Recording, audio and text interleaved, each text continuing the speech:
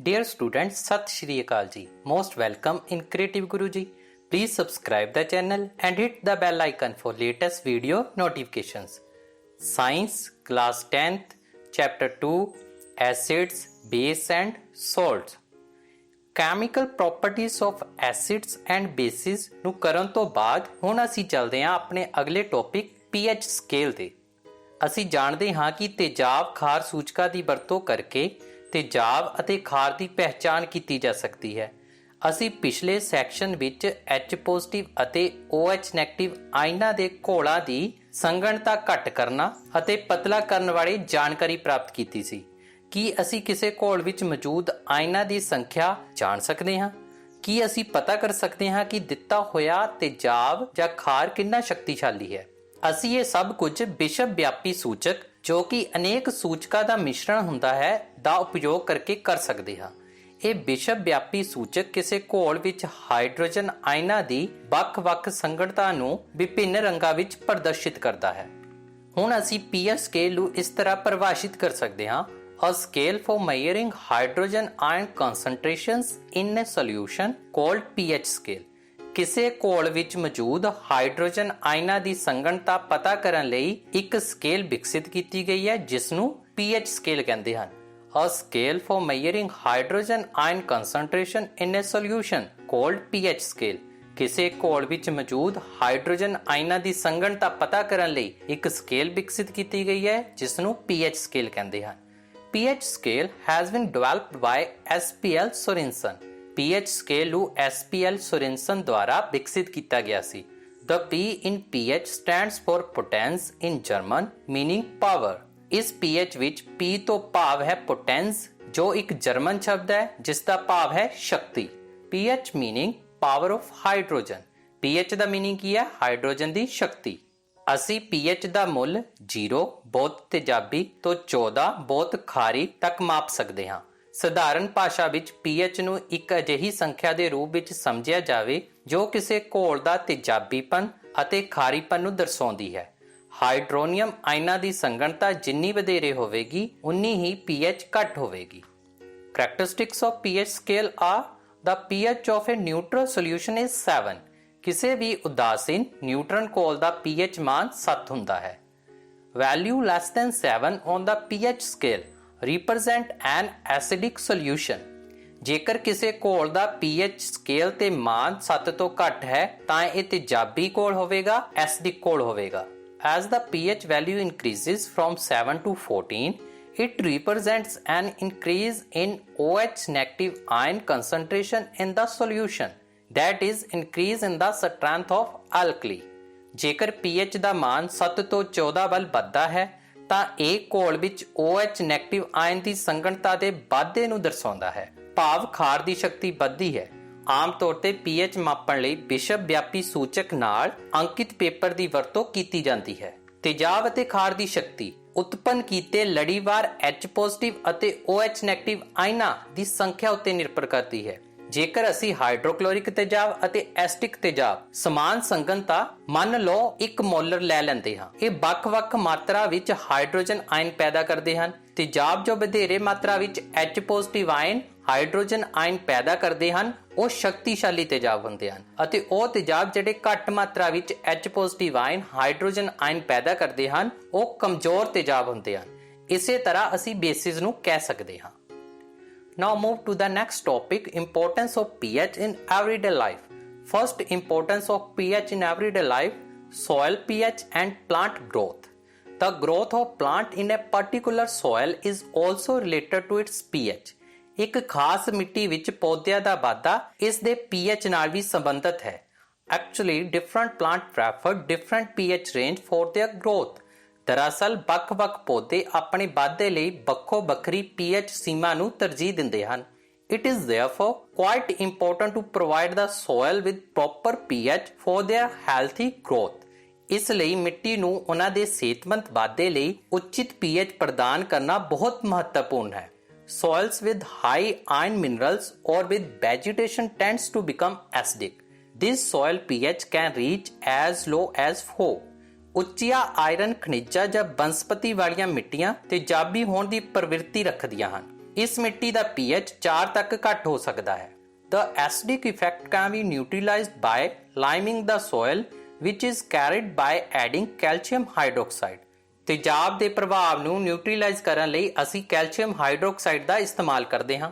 These are all basic in nature and have neutralizing effect. ਇਹ ਸਾਰੇ ਸੁਭਾਅ ਦੇ ਵਿੱਚ ਖਾਰੇ ਹੁੰਦੇ ਹਨ ਅਤੇ ਇਹਨਾਂ ਦੇ ਵਿੱਚ ਨਿਊਟਰੀਲਾਈਜ਼ਿੰਗ ਇਫੈਕਟ ਹੁੰਦਾ ਹੈ।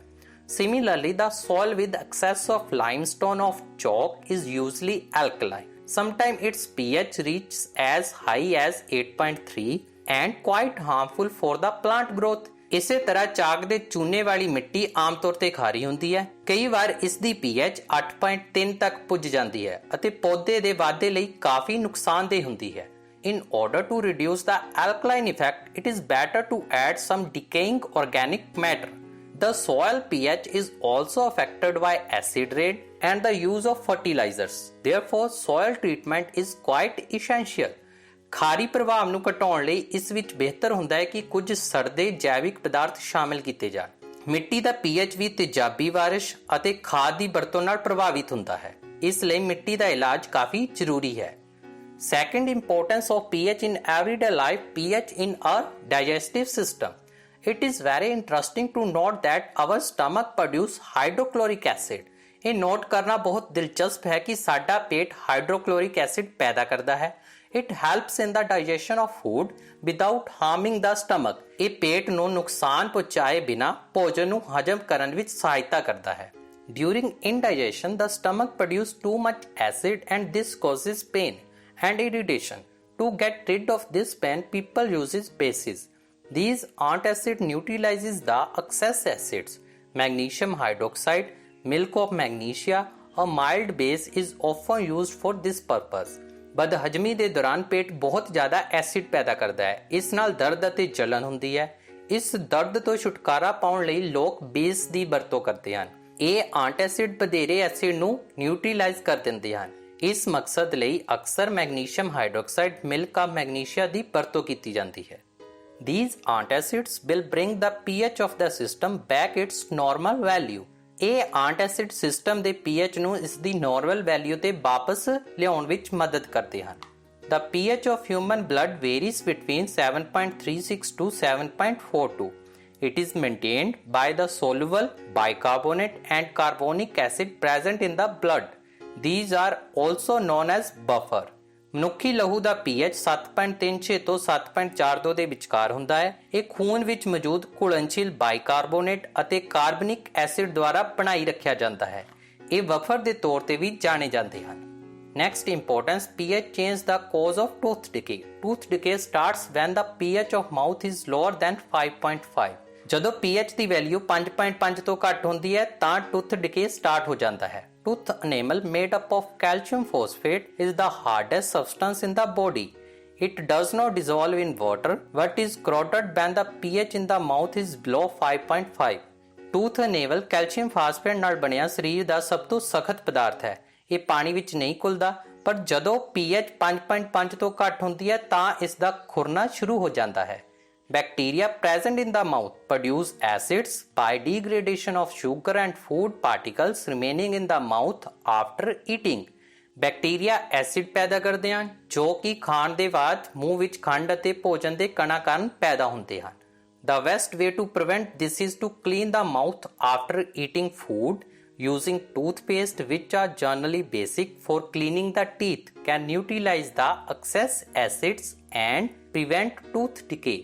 ਇਸ ਤੋਂ ਬਚਾਅ ਦਾ ਸਭ ਤੋਂ ਵਧੀਆ ਤਰੀਕਾ ਹੈ ਖਾਣਾ ਖਾਣ ਤੋਂ ਬਾਅਦ ਮੂੰਹ ਸਾਫ਼ ਕਰਨਾ। ਦੰਦਾਂ ਦੀ ਸਫਾਈ ਲਈ ਟੂਥਪੇਸਟ ਜੋ ਆਮ ਤੌਰ ਤੇ ਬੇਸਿਕ ਹੁੰਦੇ ਹਨ ਦੀ ਵਰਤੋਂ ਵਧੇਰੇ ਐਸਿਡ ਨੂੰ ਨਿਊਟਰੀਲਾਈਜ਼ ਕਰ ਸਕਦੀ ਹੈ ਅਤੇ ਦੰਦਾਂ ਦੇ ਖੁਰਨ ਨੂੰ ਰੋਕ ਸਕਦੀ ਹੈ। Fourth importance of pH in everyday life, self-defense by animal through chemical warfare, or the role of pH in curing stings by insects. The stings of bees and ants contain methanoic acid. ਮਧੂਮੱਖੀਆਂ ਅਤੇ ਕੀੜੀਆਂ ਦੇ ਸਟਿੰਗਾਂ ਵਿੱਚ methanoic acid ਹੁੰਦਾ ਹੈ। When stung, they cause lot of pain and irritation. ਮਧੂਮੱਖੀਆਂ ਅਤੇ ਕੀੜੀਆਂ ਦੇ ਡੰਗ ਦੇ ਨਾਲ ਬਹੁਤ ਜ਼ਿਆਦਾ ਦਰਦ ਅਤੇ ਜਲਨ ਪੈਦਾ ਹੁੰਦੀ ਹੈ। ਇਸ ਦਾ ਇਲਾਜ ਪ੍ਰਭਾਵਿਤ ਖੇਤਰ ਨੂੰ ਸਾਬਣ ਨਾਲ ਰਗੜ ਕੇ ਸਾਫ਼ ਕਰਨਾ ਹੈ। ਸਾਬਣ ਵਿੱਚ ਮੌਜੂਦ ਸੋਡੀਅਮ ਹਾਈਡਰੋਕਸਾਈਡ ਸਰੀਰ ਵਿੱਚ ਡੰਗ ਨਾਲ ਜਾਣ ਵਾਲੇ ਐਸਿਡ ਨੂੰ ਨਿਊਟਰੀਲਾਈਜ਼ ਕਰਦਾ ਹੈ ਅਤੇ ਇਸ ਤਰ੍ਹਾਂ pH ਨੂੰ ਉਸਦੇ ਅਸਲ ਪੱਧਰ ਤੇ ਵਾਪਸ ਲਿਆਉਂਦਾ ਹੈ, ਜਿਸ ਨਾਲ ਉਸ ਵਿਅਕਤੀ ਨੂੰ ਰਾਹਤ ਮਿਲਦੀ ਹੈ। Similarly, the effect of stings by wasp containing alkali is neutralized by the application of vinegar, which is ethanoic acid. ਇਸੇ ਤਰ੍ਹਾਂ ਵਾਸਪ ਦੇ ਸਟਿੰਗ ਦੇ ਇਫੈਕਟ ਨੂੰ ਨਿਊਟ੍ਰੀਲਾਈਜ਼ ਕੀਤਾ ਜਾਂਦਾ ਹੈ ਵਿਨੇਗਰ ਦੀ ਹੈਲਪ ਦੇ ਨਾਲ, ਜਿਸ ਦੇ ਵਿੱਚ ਇਥੇਨੋਇਕ ਐਸਿਡ ਹੁੰਦਾ ਹੈ। One question arises in our mind, that is, are animals pH sensitive? Our body works within the pH range of 7.0 to 7.8. ਸਾਡਾ ਸਰੀਰ 7.0 ਤੋਂ 7.8 ਦੇ pH ਸੀਮਾ ਦੇ ਅੰਦਰ ਕੰਮ ਕਰਦਾ ਹੈ। Living organisms can survive only in a narrow range of pH change. ਜੀਵਤ ਜੀਵ ਜੰਤੂ ਸਿਰਫ pH ਤਬਦੀਲੀ ਦੀ ਇੱਕ ਤੰਗ ਸੀਮਾ ਵਿੱਚ ਹੀ ਬਚ ਸਕਦੇ ਹਨ। When pH of rainwater is less than 5.6, it is called acid rain. ਜਦੋਂ ਮੀਂਹ ਦੇ ਪਾਣੀ ਦੀ pH 5.6 ਤੋਂ ਘੱਟ ਹੁੰਦੀ ਹੈ ਤਾਂ ਇਸ ਨੂੰ ਐਸਿਡ ਰੇਨ ਤੇ ਜਾਬੀ ਵਰਖਾ ਕਿਹਾ ਜਾਂਦਾ ਹੈ। When acid rain flows into the river, it lowers the pH of the river water. ਜਦੋਂ ਤੇਜ਼ ਮੀਂਹ ਨਦੀਆਂ ਵਿੱਚ ਵਗਦਾ ਹੈ ਤਾਂ ਇਹ ਨਦੀ ਦੇ ਪਾਣੀ ਦੀ pH ਨੂੰ ਘੱਟ ਕਰ ਦਿੰਦਾ ਹੈ। The survival of aquatic life in such rivers becomes difficult. ਅਜਿਹੀਆਂ ਨਦੀਆਂ ਵਿੱਚ ਜਲ ਜੀਵਨ ਦਾ ਬਚਣਾ ਮੁਸ਼ਕਲ ਹੋ ਜਾਂਦਾ ਹੈ। In this video or lecture, we will be learn about pH scale and importance of pH in everyday life.